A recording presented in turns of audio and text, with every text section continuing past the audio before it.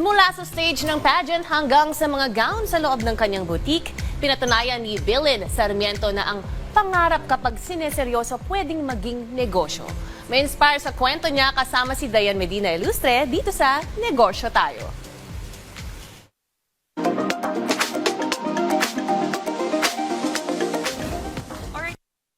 Miss Bailey, umpisahan natin. Tell us more about your business. It's about a gown rental na shop na located at Antipolo.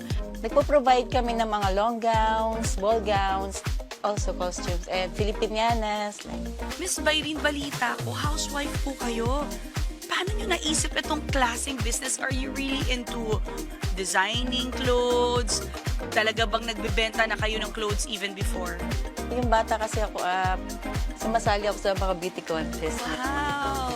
Medyo... Halata naman, you look beautiful. Thank you. That time po, talagang wala kaming pera or something gano'n. Parang wala kaming gown. Minsan pag nananalo ko sa gown, pag reigning queen ako, pagpapasa ako ng corona, isang gown lang ang lagi kong suot. Hindi ko po alam na mapupunta ako sa business na to. Siguro fate. Parang na destiny mo na.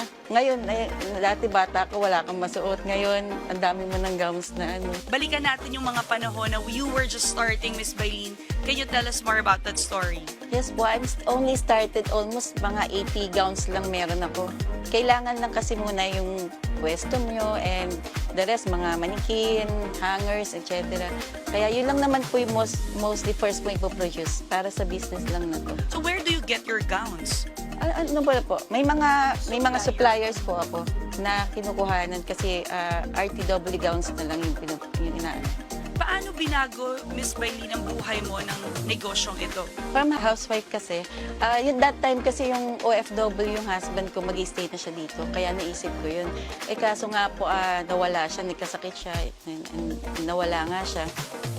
Yung year na yun, nawala yung husband ko. And then, at least, hindi ko po alam kung paano kung nangyari na na-maintain ko pa rin yung shop tapos nadagdagan pa nga.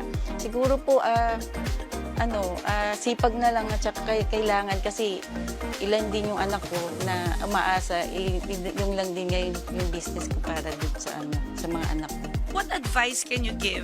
Lalo na sa mga kanegosyo natin dyan na, uy, Miss Bailey, magandang idea nga yan na makapagtayo rin ng fashion rental business or gown business. Pero dapat fashion din natin yung business na papasukan natin kasi pag hindi natin gusto yung gagawa natin, wala rin nangyayari.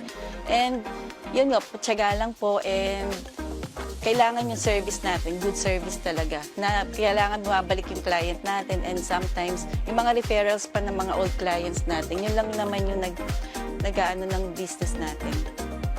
Do something every day that brings you closer to your goals. Yan po ang aral na ibinahagi sa atin ng business owner na si Miss Bailey Sarmiento. Kita-kits ulit sa susunod dahil tuloy-tuloy lamang ang pagbabahagi namin sa inyo ng business stories, mga kanegosyo. Kaya naman tara, negosyo tayo!